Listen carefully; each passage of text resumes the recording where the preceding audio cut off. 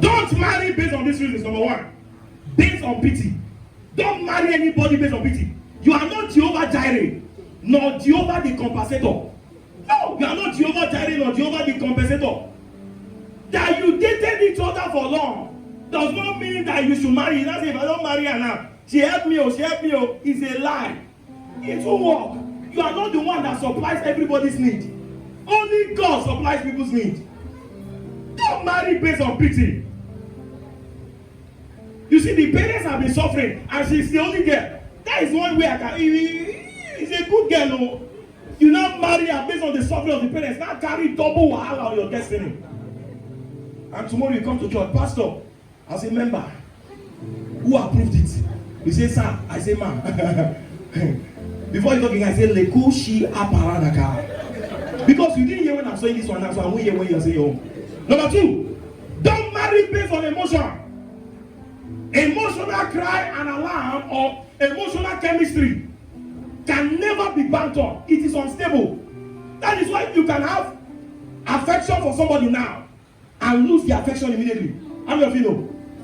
You can feel like you love somebody. Hello. There are 4-letter words. There are 3. We have L-I-K-E. We have L-O-V-E. And we have L-U-S-T. So which one are you operating on? You didn't hear me? When a man is beside a lady and you say, I love him. I love him. And you are shaking. Like shaking. We should ask you which one are you operating. Is it L-I-K-E? Or L-O-V-E? Or L-U-S-C? You just want to see the under. And enter the tunnel. A shushia apanaga. You didn't hear anything from me. All of you are forming holy here. I'm breaking it down so you can know. Number 3, don't marry based on material possession. Don't marry based on material possession. Pastor, are you saying we should marry only poor people? No. Proverbs 13:11. Proverbs 13:11. The Bible speaking, it says, wealth gotten by vanity. Another word vanity means deceit. Wealth gotten by deceit shall diminish. That is why you see some people, they say they were doing well before they got married, and they now went down. Their wealth, to an extent, can be categorized as a wealth gotten by vanity. Vanity wealth can sustain you to an extent as an individual. Once you get married, you can't carry it again. So that the person is prosperous now does not mean that God's hand is on him. You are not hearing me. He can be a Yahoo boy. I'm not saying everybody is a Yahoo boy that is the money. No. But I'm telling you, watch it. Don't say love is carrying me like wine. I love him. I can't close my eyes. I can't sleep. You are a joker. When you enter, sleep will go out of your eyes. I'm telling you, you do all night. You will lie on the bed, you will come to the ceiling. Lord, how did I end here? With all my swag. You know, ladies, before they get married, they walk as if they don't match on dirty. But once they carry Belen, Yanga Shakara don't endo. Shakara don't endo. Proverbs 23:5. He said, without set their eyes upon that which is not, for riches certainly grow wings like eagle and fly away. Now, will you still love the man if you married him for possession? There's every reason that you will go for divorce when the riches is not there again. You are not hearing me. That was what attracted you. If you married him based on possession, there's every reason that you experience disconnection and divorce when the money is no longer there.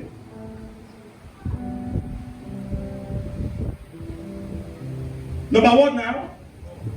We should stop it here. Actually, are you listening? Where's his name? Where's his name now? Wale, are you listening? Samuel. Charlie by the midst of ladies. Don't marry based on regret or mistake made. Never. Don't marry based on regrets or mistake made. Don't marry because you impregnated her. No. Don't marry, no. Some people say they want to compensate because that you impregnated a lady does not mean you should marry her. I am not saying fire and disappear. Are you getting me now? Lady, I just wish they can share this responsibility. So when a man misbehaves, if he's going anywhere, the thing will cry. he has impregnated 5 girls. So if he's coming to tell you lies, the alarm will blow. There's one cartoon we watch then. That guy is Pinocchio. When he tells lies, his nose grows small. When he lies again, it grows like this. The more he keeps lying, he keeps growing. I wish God can do it like that. So let's know some men who have scored like 15 goals. And one of them came to our brand. When I was talking to Mama to Maria, one guy who was married came to also talk to Mama. He left his wife somewhere and children, 4 children, came to toast Mama. And he said, and then I've not even spoken to Mama to be sincere. He said, I love you. You are the woman that is fire branded. God showed me a vision. If the guy prays here, that is not be deceived with all people that pray like I say, carnality. He can be gagarin and he's using eye to look at you, whether you are moved. When he goes home, you see, she was watching me. You a liar. God will expose you. Guess what? Mama, the guy is tall, handsome. Mama took the Bible and said, sorry, you are not the man for me. The man for me is in Genesis 39 verse. Give him the scripture. The guy read it, Genesis 39 verse 5 downwards. When he finished reading, he said, he by himself scored himself. He said, according to these qualities, I am not your husband. And there's no man in this church that has these qualities except one. Mama said, who's the person? Is our pastor? I've not spoken to Mama yet. How can a man score himself out and score every man out? Some ladies now start feeling, he's unbeatable. They should flog you. That your wig, they should remove it out. Hello, I tell my children, females, every day, in a day, I tell them like 16 times, you are beautiful. I love you. So when they hear it outside, their body will not shake. You are not hearing me? Couples are coming to your side. You think you have escaped. You have not escaped this thing. Don't marry based on sex. Some people say you don't enter marriage if you have not tested him. Oh, now it's not test and marry. When God said the marriage should be what? The bed should be undefiled. It's not testing. See, who knows whether his double barrel is working? Don't you know that everything about marriage is based on faith? Yes, sir. Nevertheless, we are still not blind. In some places, they carry out tests. Living faith carries out tests. Yes, pregnancy test. If you are pregnant before marriage, we will not marry you. You can go one corner and you dare not cover your face because they have scattered everything. What are you covering white again? What you have done inside, you are not coming to deceive God. When they now say kiss the bride, now they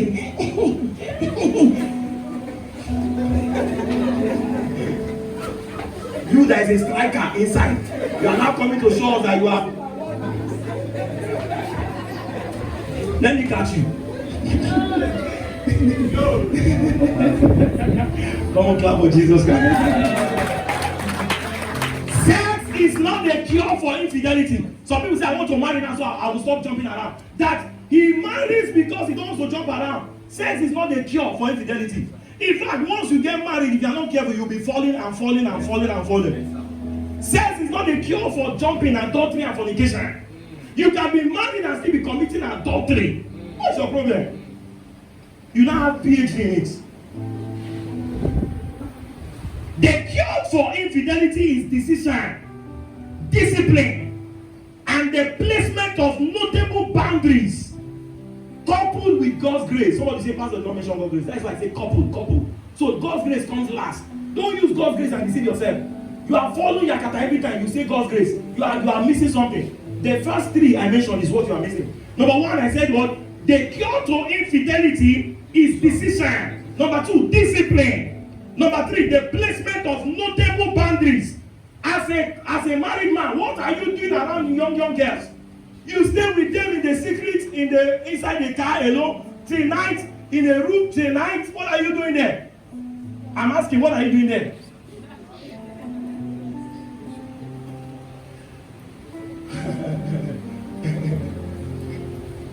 You will follow.